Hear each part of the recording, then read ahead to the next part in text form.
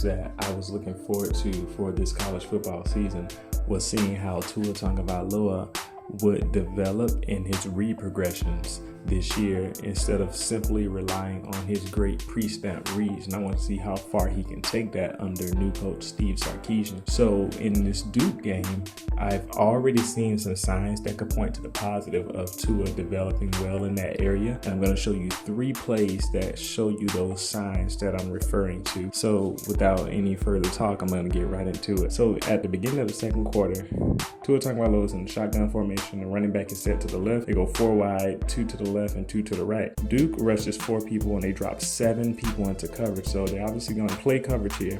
And the goal is to make Tua hold the ball. So this is a quick play fake to start as Tua is looking to his left. He gives a fake to the screen for Devontae Smith on the left side. Not sure if this is only a decoy or is it a legitimate option on this play. I believe it actually is a legitimate option.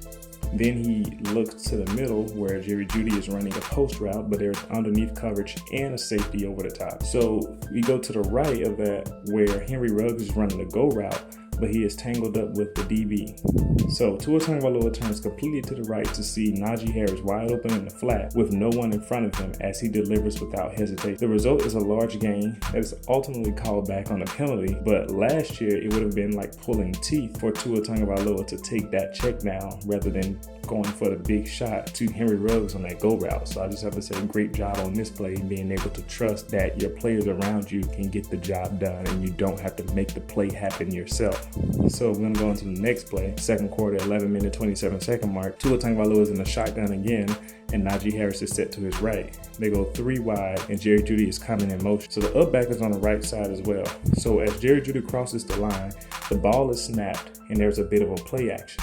Devontae Smith and Henry Ruggs run deep routes into the 7-man zone. Tua Tagovailoa thinks about letting this one fly, but decides against it.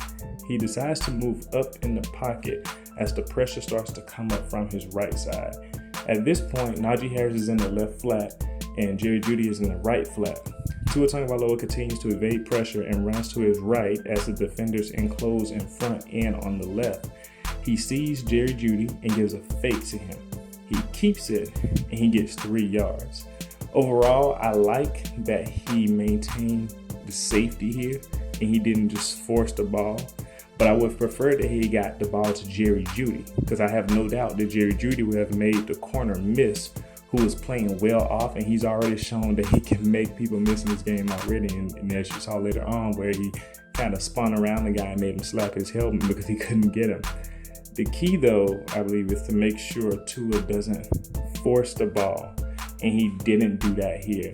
And I say that's a win every time he doesn't do that, and allows you to live and fight another day and also make the next down easier if you get positive yards. So this is a good sign from Tua. The last play I'm going to show you today is also from the second quarter. There's a lot of good plays in succession here. The 10-minute, 14-second mark. Tua Tagovailoa is under center this time. They go single back with Najee Harris as the single back. 2 wide receivers in a tight close formation and an up back on either side, left and right. So Duke has 6 people on the line of scrimmage pre-snap, and all 11 defenders are within 6 yards of the line of scrimmage. The line blocks down left as Tua Tagovailoa does a play action fake to Najee Harris going to the left as if it's a stretch left. He then bootlegged to back right with the primary wide receiver being Jerry Jeudy going upfield. The defender is on top of it though.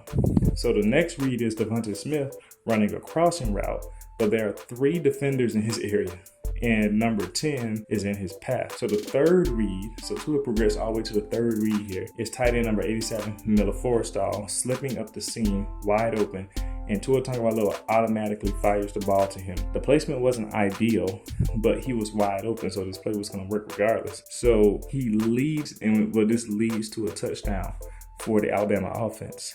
And this type of Tua Tagovailoa is very dangerous because Tua last year probably would have held on to the ball, waiting for Jerry Jeudy or Devontae Smith to get open because he's counting on that pre-snap read to work. But this year, he's learned to look beyond that and just find the open guy.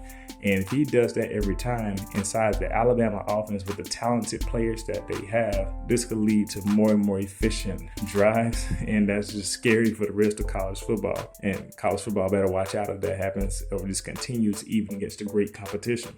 So I showed you these 3 plays just to show you those positive signs I was telling you about of Tua making those next steps in his read progression, development.